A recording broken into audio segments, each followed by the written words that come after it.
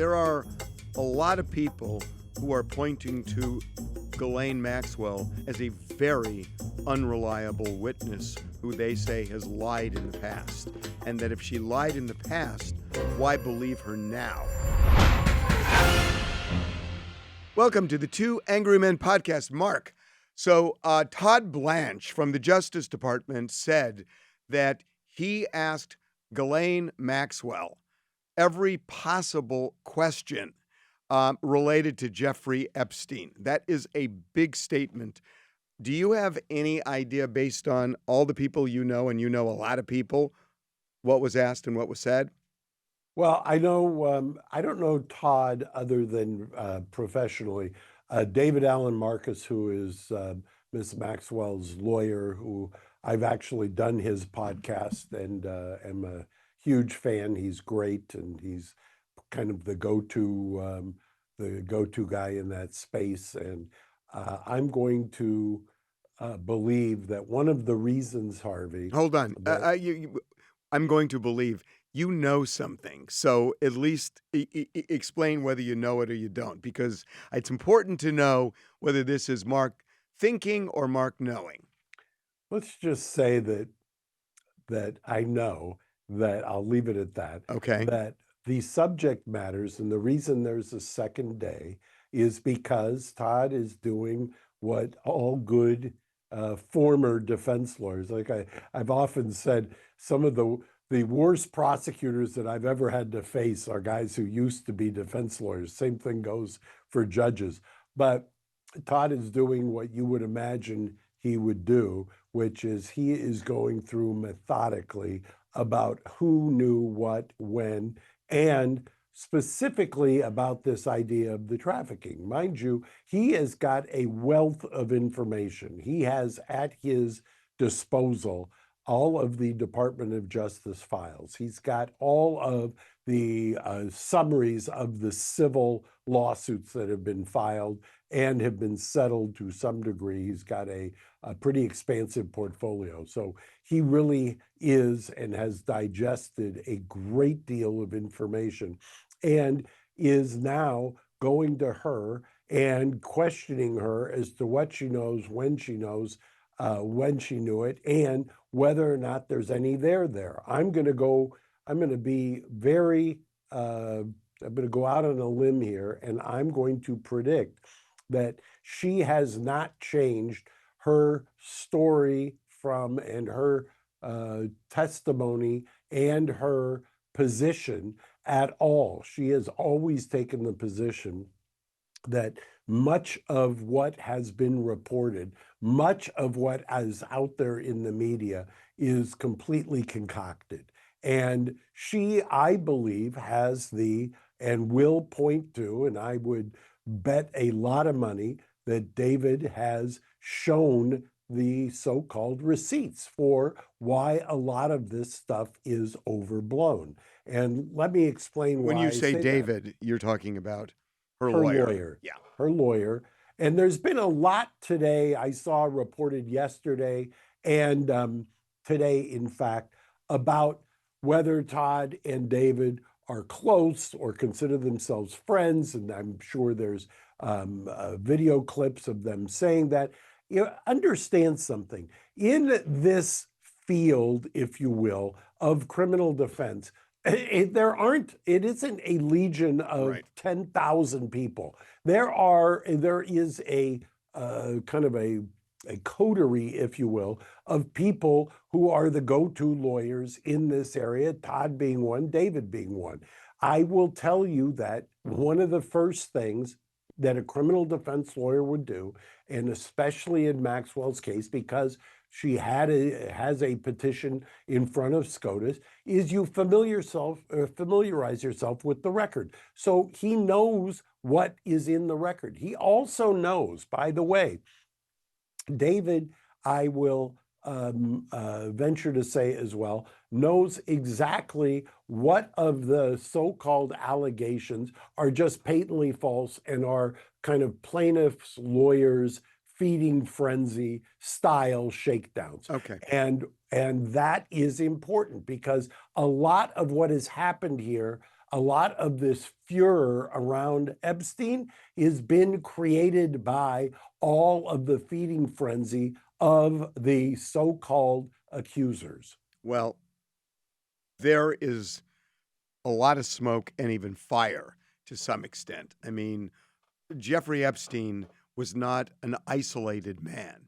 In fact, he was the opposite. He was a man who loved to circulate with lots and lots of people. And if he found like-minded people who were rich and famous and powerful, it escapes my imagination that he wouldn't kind of harness them into whatever he's doing, because that's what he loved.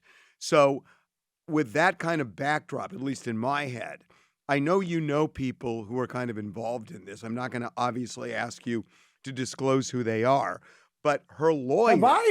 Have I ever asked you to disclose your source? Yes, as a when you matter were of fact. Coming at Yes, me? yes. Okay. And I've always And refused. have you ever done it? No. Okay. And nor would I even ask you. I'm just saying I know you have sources. That's all I'm saying. And look, her lawyer has said that she is answering every single question, that she hasn't asserted a privilege, she hasn't asserted the fifth, she is answering these questions.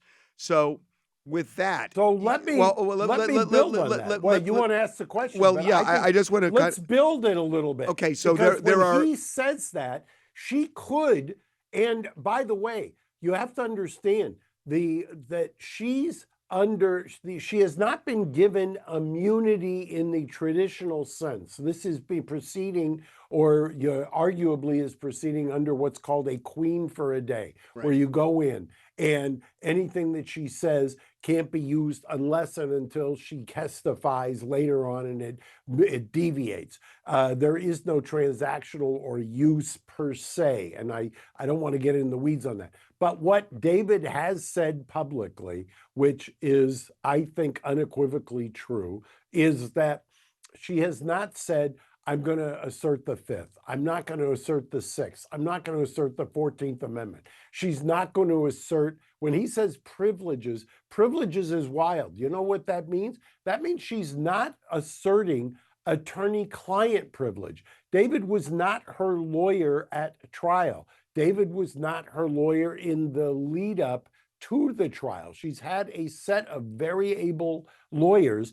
And if you believe him, and I have every reason to believe what he's saying is true, she's not even asserting attorney-client privilege. What that means is, she did not take the stand. She did not take the stand in her own trial for a variety of reasons. I mean, you could probably guess Of course. why, right?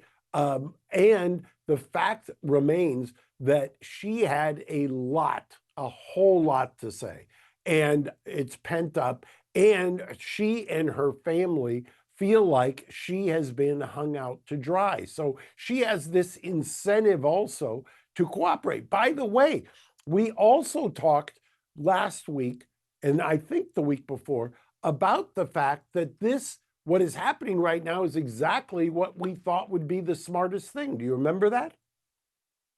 Well, what we said was go into the civil files. We said go into the civil files, but if you're DOJ, you're going to say to yourself, everything that Maureen Comey was arguably saying was not going to be revealed. By the way, let's set the stage for this. Maureen Comey, the now fired AUSA who prosecuted the Epstein case, prosecuted Ghislaine Maxwell, and prosecuted unsuccessfully Diddy. She had filed in that Radar Online FOIA lawsuit. She was one of the two people who filed a declaration asserting all kinds of privileges. Well, guess what? The basis upon which she was asserting privileges was in case Ghislaine Maxwell had her case reversed. Well, guess what? That is all evaporated now by virtue of Todd Blanche flying down there to interview her. Because now that she has talked to the government, there is no way that, and she's not asserting privileges of any kind, there's no way that the invocation of the protective nature of the declaration by Maureen Comey stands. Okay. That's earth-shattering if you follow it out. And I get that, but I kind of want to get back to what was being discussed. Look, there are a lot of names in the Justice Department file. I am told tons of names. Fidel Castro is in there. We said 2 weeks ago, we know that Donald Trump is in there multiple times.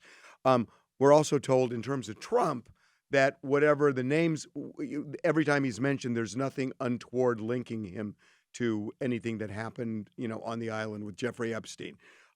So that's going to come up dry. But a lot of names are in there. Rock stars are in there, big rock stars. So I would assume, and you would either tell me you know this or you think this, that that Todd would have asked name by name by name, including Donald Trump's name. What do you know about this person? What do you know about this person? What do you know about this person's association with Epstein? You would think he would ask that, right? Look, there is never going to be a situation that I can imagine where Todd Blanche went all the way down there and didn't ask her, did you ever see anything untoward about Donald Trump with Jeffrey Epstein? I just, no, that's not going to happen. He clearly is going to ask that. He clearly is going to ask, if you've got something, tell me about it. And if you've got something, do you have corroboration? And by the way, the corroboration would presumably be in the run-up to her trial. The lawyers will have done a parallel investigation. That is de rigueur. That is what happens when you defend a federal and virtually any criminal case. You're going to do a parallel investigation. That parallel investigation, one of the interesting kinds of things about federal criminal defense and criminal defense in general, is you do not need to, and you have no obligation in a lot of ways, to turn over any of your investigation as a criminal defense lawyer, unless and until you're going to call somebody as a witness, or you're going to proffer the documents or use it as an exhibit or anything else, if it's separate and apart from impeachment style. And even that, sometimes you get hung on. But if that's the case, I think it's unimaginable that she doesn't have corroboration for the fact that many of the people who have accused Jeffrey Epstein, who have accused others, including people like Alan Dershowitz, that I would venture to say that there is absolute documented receipts or, and when I say receipts, I mean evidence showing that in many cases the stories are fabricated. And I'm not saying in every case, but I will tell you that I know that in some cases there's demonstrable corroborating proof that shows that people who have been accused were in fact falsely accused. She will know that. So, to quote a famous Brad Pitt movie, what's in the box? She carried a big box. Are those the receipts you're talking about? It's absolutely, she's going to have her attorney-client file. Your attorney-client, in fact, I'm shocked that it's only one box. I would imagine, given the unbelievable terabytes worth of information that were seized in that case, that were used in front of the grand jury, that were used in prosecuting the case, that she's only got one banker's box. That's the tip of the proverbial discovery iceberg as to the amount of information she's got. But I will guarantee you that what we normally would call her hot docs, the docs that move the needle, were in that banker's box. So you said at the beginning that it's your belief, and again, I know you have sources here. You said it's your belief that nothing will materialize implicating others. You just said a minute ago that you think that a lot of these people, not necessarily all of them, will be exonerated and things were fabricated. Those are two different things. Correct, but you can hold two different thoughts in your mind. There are people who participated in acts that are arguably criminal. There are also people who have been falsely accused. And there is also a phenomena here of where a lot of this has been blown past the point of recognition or tethered to any kind of reality. So there are a lot of people who are pointing to Ghislaine Maxwell as a very unreliable witness who they say has lied in the past. And that if she lied in the past, why believe her now? So no matter what she says, does it settle anything? And does it move the ball forward for any possible prosecution if she becomes a star witness and is discredited? Well, yeah, it's fascinating that you asked that question and you framed it that way, and I'll tell you why. I have never gotten over the federal method of prosecuting cases where they will routinely, in virtually every case, put on in a trial a witness who will admit to lying repeatedly, even to the government, even in their proffer sessions, even in a prior under oath proceeding. They will admit, and the government will still put that witness on who will embrace the fact that they lied before, but tell the jury that they are telling the truth now. You talk to anybody who's ever tried a federal criminal case, ask them, or more than a handful, if they haven't had that exact situation. It is astonishing to me, but it happens regularly, routinely, and actually the exception to that is the rarity. What do you think the chances are that Jeffrey Epstein was just a lone wolf on an island and that there were no other people participating? When you say lone wolf, that always, if you mean, was he the one who was doing whatever he's been accused of and or pled to prior to that? That's an interesting question because you could make the argument that somebody who booked a flight or somebody who did this or that, but we saw that in the Diddy case. Jurors weren't buying that, and people generally, if they're doing things that cross the line, are not generally involving others in it. Just out of fear of self-preservation. So I don't think that sometimes some of these conspiracy theories hang together based on human experience. So this was Queen for a Day, where the Correct. government can't use any of this information. She's just offering it, presumably, so that if prosecutors are interested, she can cut some kind of a deal. I mean, Well, I wouldn't go that far. really? They're limited to how they can use it vis-a-vis her. They are not limited to how they use it against others. And so, yes, they can use it against others. They can develop leads. They don't have to do any kind of reverse engineering or source analysis unless it has to do with her. Outside of her, it's pretty much an open field, which is probably why Todd Blanche himself, the number two, the deputy attorney general, is down there. He wasn't going to kind of delegate this to somebody below him where the buck wouldn't stop. I think it's a ballsy, brave, and I think honorable thing that he's done here. I really do. I think we had suggested this a couple of episodes ago that they need to get in there and talk to her. And the fact that David willingly did it speaks volumes otherwise. David Allen Marcus, her lawyer, I think speaks to the fact that she presents in a compelling fashion. I want to go circle back. Who are the people who saying she's lying? And what are they basing that on? There are. Look, I mean, we're going to get. We're going to spend an hour on that. There are obviously a lot of people who say that she lied in the run-up to her conviction, and that she's not a credible witness. But one of the things a lot of people think, and I think is a fair game, is that Todd Blanche was Donald Trump's lawyer, and Donald Trump does not want these files released to the public. He's made that clear. He wants Epstein to go away in the weirdest way, saying it's old news, yet he's still hanging on to the 2016 election. So Donald Trump doesn't want this stuff out.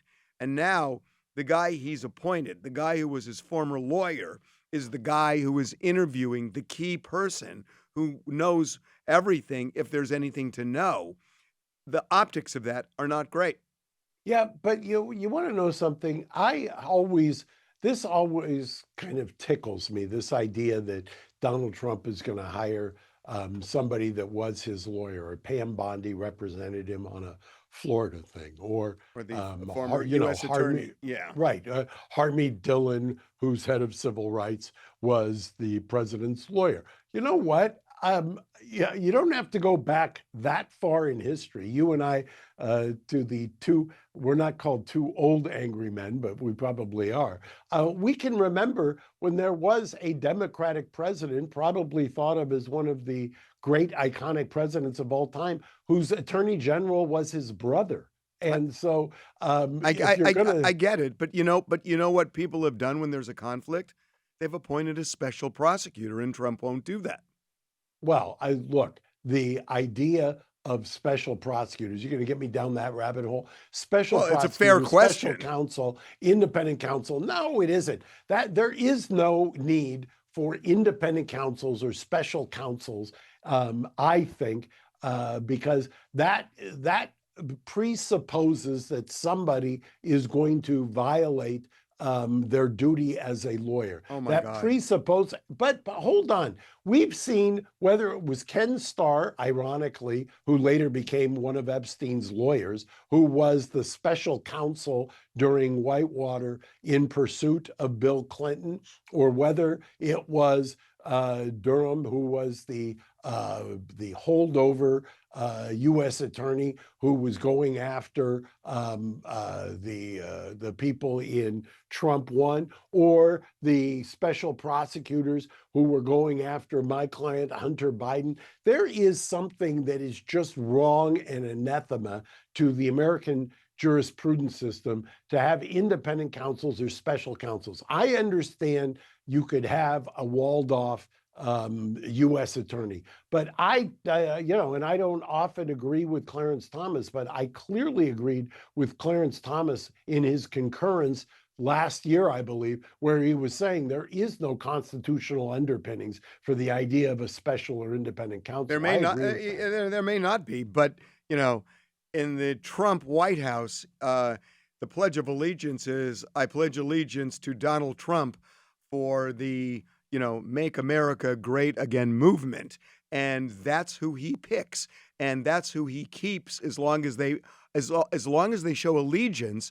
And he has made that really clear, that he goes after his enemies, he goes after people he doesn't like, and he rewards people he likes. So if Todd Blanche, who is his lawyer, is now put in this position, and he's the one who is asking Ghislaine Maxwell questions, you don't think that is a legitimate concern of people who are saying, we're trying to get the truth, but how are these questions asked? No, and let me tell you why. Todd Blanche, as you mentioned, was Donald Trump's lawyer in New York on one of the most bullshit cases I've ever seen in the I'm not arguing that, system. but I'm not arguing that. And he sat there and he basically had to deal with a completely manufactured, completely trumped up, pun intended, prosecution that was really nothing more than political show. And by the way, if I prefer somebody doing the investigation who actually has been on the receiving end of one of these show investigations or show trials. And the reason for that is you want somebody who's attuned to the fact, been there, done that, and I'm against it. One of the reasons, and I don't subscribe to the Alan Dershowitz, I've lost all my friends because I've defended some of these or attacked some of what's been going on. But one of the reasons I fall out with a lot of my friends and colleagues is because I went through Whitewater. I went through Ken Starr, later Epstein's lawyer, who was the then special counsel who was basically coming after Clinton, and both Bill and Hillary, whether they liked it or not. And I didn't like it then, and I didn't like it when Robert Mueller in their investigation was coming after Trump. I have been pretty vociferously consistent about the fact of you can't have these kinds of, we're going to hire a prosecutor just to go after our political enemies. That there is a solid point there. The problem you've got is that as soon as the one party gets out of power, they do it. And then the next party does it. And it's just a tag team. And it would be nice if somebody would say, and I think Todd Blanche is the kind of the guy, no, I'm not going to go there. I've seen what kind of nonsense this is, and I'm going to get to the truth myself. Todd Blanche, I'm going to go down there. I trust David Allen Marcus because I know him. I know his reputation, and I'm going to talk to his client. I'm not going to promise her anything except tell me the truth. Well, you know, two things. One is Congress is going to question Ghislaine Maxwell because they've subpoenaed her for next month. I believe it's August 11th. So we are going to get a second story, and we'll see if it's consistent with Todd Blanche's story. So I think that's going to be interesting. Why do you think Donald Trump is doing somersaults not to release the Justice Department file? That I don't know. The thing that I think is the most perplexing about all of this is Mike Johnson, the Speaker of the House, recessing and basically shutting down Congress. He did it because that's what Trump wants. That's what he says. I don't know. I mean, that to me, that reeks of we're hiding something. Yeah. And that I think, I don't disagree with that. I don't have my head in the sand. I think Todd Blanche going down and very publicly and openly and transparently saying, I'm going to interview, I'm going to get to the bottom of this, I'm the Deputy Attorney General. I think that that's admirable. I don't criticize that at all. I think that's the smart and the zealous way to handle this thing. I will be just as critical about Congress shutting it down because I think that does exactly what you say. You say, how does that make sense? How is that something that is going to move the ball forward in terms of giving people confidence in the system? But having said that, let me go back again because I can't emphasize enough. What has happened now is that in these civil cases, all of the pretexts that were used by the then DOJ to say we cannot reveal any of these things, whether it's on FOIA, whether it's under a protective order. I think about Alan Dershowitz saying that he wishes he could talk. How they can keep Alan muzzled at this point is beyond me, because clearly if Ghislaine Maxwell is talking, which she is, and the pretext before was we can't waive any protections because she's got a live criminal appeal, that has evaporated. That is gone. So this idea of muzzling Dershowitz, to me, is out the door. No, it doesn't exist anymore. I get that. Explain why Ghislaine Maxwell is talking without a deal. I mean, this is her get out of jail free card if she cuts a deal. And that's what everybody, myself included, thought that her lawyer was going to do and predicate this all on some sort of deal. The way you're describing it, there's no deal. Why? I mean, because it is not uncommon in the federal system. In fact, it's common in the federal system that you get a queen for a day, that you do a proffer, and the proffer is just the legal nomenclature for you tell them what you know. If they want the information, that's when the deal comes. The deal generally will come after you've done the queen for a day or the proffer. Is it possible that Donald Trump would rather have Ghislaine Maxwell's testimony out there, or not testimony, but interview with Todd Blanche out there, if she is saying outright Donald Trump did nothing untoward, than opening a Justice Department file to the public where they just see his name a bunch of times. Is it possible he's choosing option A because it's better for him, and that's why he's doing this, to just make the Justice Department file irrelevant? I suppose a cynic could say that. Yes, I'm not going to fight you on that. But remember, I'm not so sure that the files themselves, like I told you, I think last week, I don't think the grand jury transcripts are going to move anybody. I one way direction or another. I think people are going to be wildly disappointed if and when the grand jury transcripts get unsealed, because I think you'll see there's no there. Well, the grand jury testimony is so narrow that it's not going to mean anything. And that's what Correct. Donald Trump said he would have Pam Bondi look at and possibly release. So that's just a diversion. That the Justice Department file is way more meaty, and the civil files for the lawsuits are really where there might be a mother lode, if there is any. But the grand jury, for Trump to say, yeah, she's looking at the grand jury, they know that. They know that that's hide the ball, and that's what they're playing by saying that.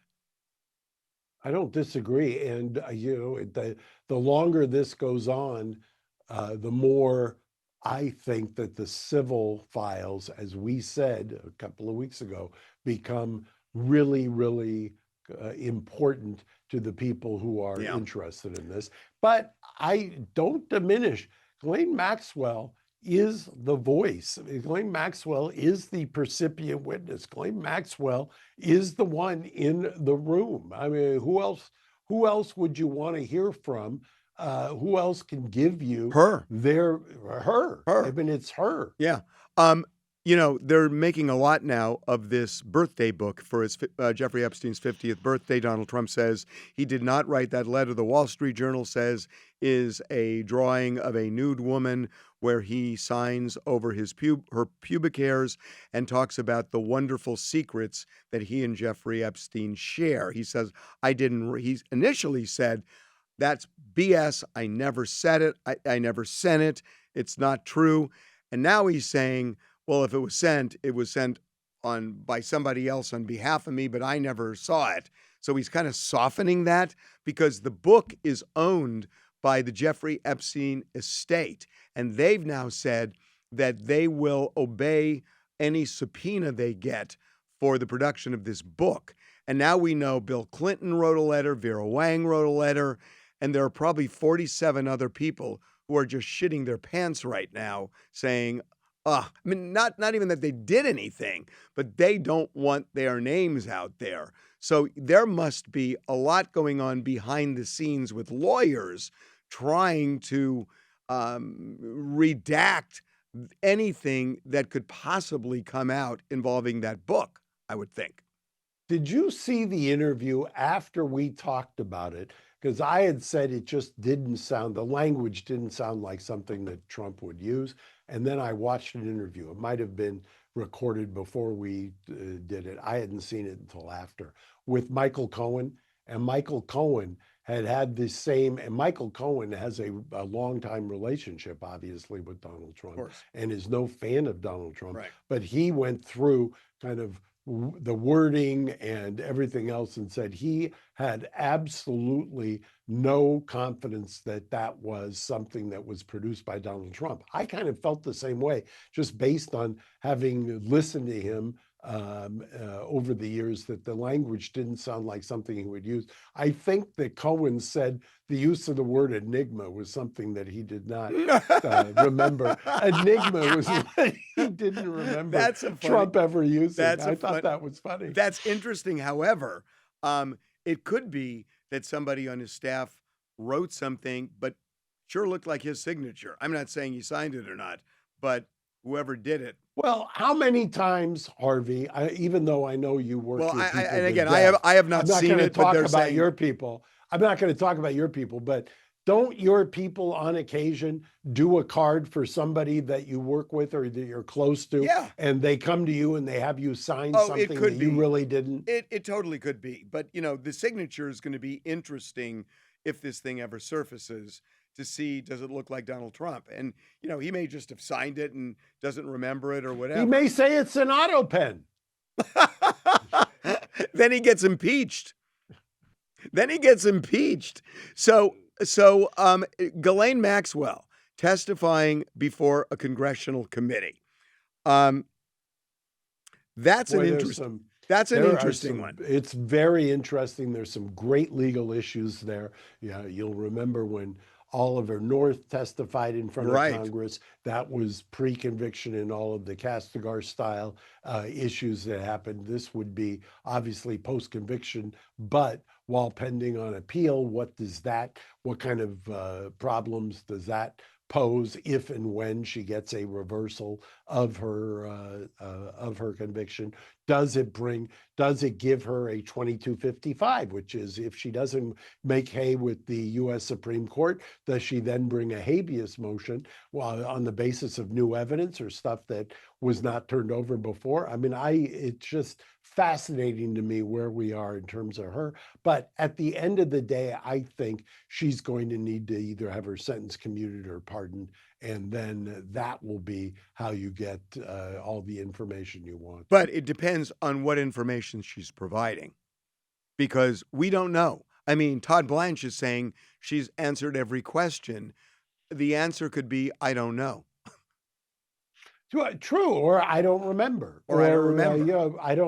I'd have to go refresh my recollection. True, but by the way, you want to know something? Going back as far as by all accounts, I have not seen anything that shows that Donald Trump was involved with Jeffrey Epstein in the last 20 years. Maybe you have, but I haven't seen anything that suggests the last 20 years had any robust relationship whatsoever. So you're asking her to remember things and details that happened by definition, more than 20 years ago. So if she was not saying, I don't know, or do you have something that can refresh my recollection, that to me sounds scripted, rehearsed, or concocted.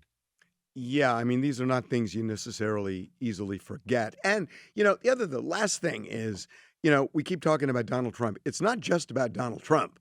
I mean, people are trying to find out, are there people other than Donald Trump who were protected in all of this? And you and I talked about a case that we know of in one of the civil files where somebody went to that island and, according to the court documents, jet skied and then had sex multiple times, apparently, with a 15-year-old girl. We talked about that in the last podcast, and that a judge redacted that person's name. We're told it's not a famous person, but it's somebody, and apparently somebody with some power, because that person had his lawyer come in and get it redacted.